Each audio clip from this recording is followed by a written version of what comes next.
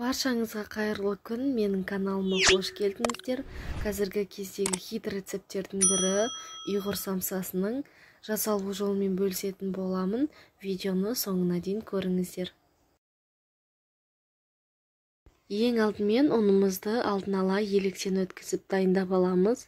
Оның үстіне холодильниктен шыққан, яғни тоңазытқыштан шыққан сары майды осылай үкіштен өткіземіз. Майымызды ұнға ауната отырып үкіштен өткізетін боламыз. Майымыз тоңазытқыштан шыққандықтан үкіштен оңай және де жақсы өтетін болады.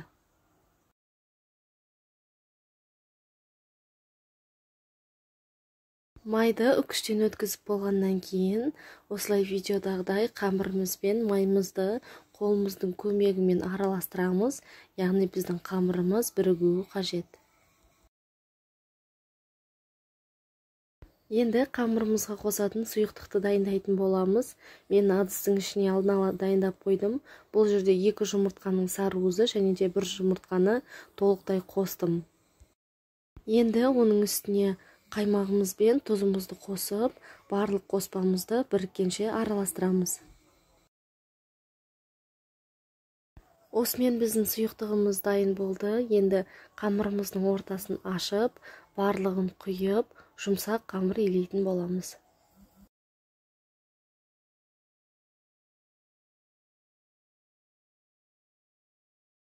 Бізде өте нәзік және де жұмсақ қамыр пайда болады. Илеп болған қамырымызды пакетке салып, жарты сағатқа холодильникке салып қоямыз.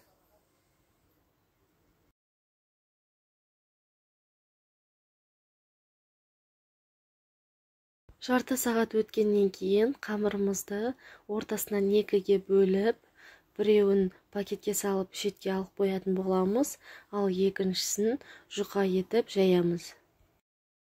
Қамырымыз жұмсақ болғандықтан оның көмегімен ұнды көбірек сеуіп жаятын боламыз. Қамырды қаншалықты жұқа етіп жайсаңыздар, біздің самсаларымыз соншалықты қатпарлы болып шығатын болады.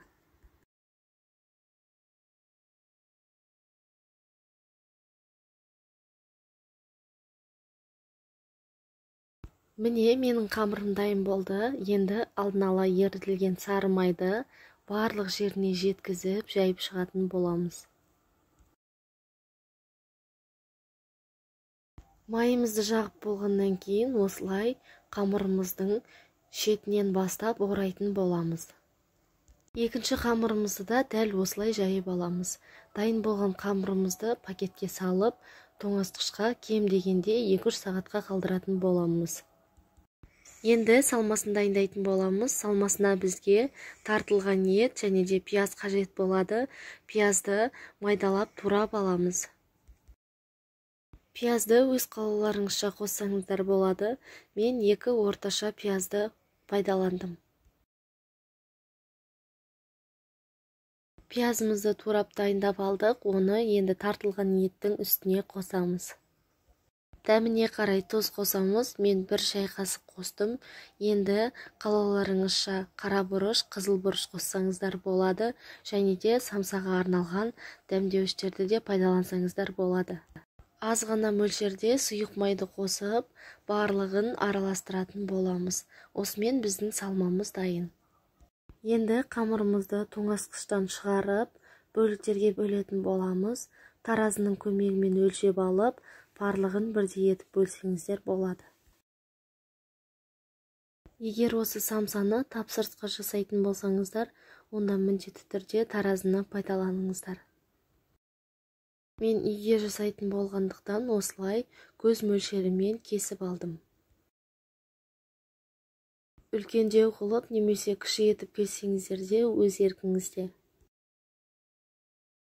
Енді қамырымызды жаюды бастаймыз. Осылай оқтаудың көмегімен қатты салмақ түсірмей жаятын боламыз.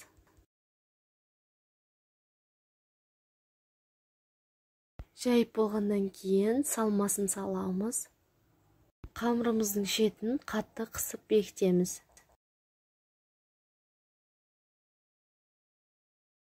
Видеода көріп тұрғандарыңыздай, ең бірінші қамырымыздың шетін осылай ішке қарай басып, шыққан ұшын қайтадан ішке қарай қайырып, дәл осы ретпен түйіп шығатын боламыз. Самсаларымызды түйіп дайындап алдық. Енді бетіне жұмыртқаның сарысын жағып шығатын боламыз. Сонда біздің самсаларымыз жылтырап, әдемі болып шығады.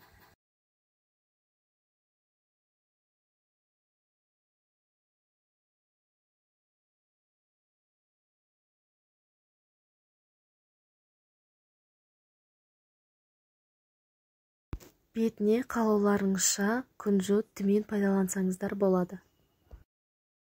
Енді алдын ала қызып тұрған пеште 200 градуста 30-35 минут аралығында пісіріп аламыз. Осымен біздің өте дәмді хит рецепттердің бірі ұйғыр самсасы дайын болды. Сіздерге де дәл осы рецептпен жасап көруге кеңес беремін. Егер менің каналым ұнап жатса, маған тіркеліп, лайк басып, пікір қалдыруды ұмытпаңыздар.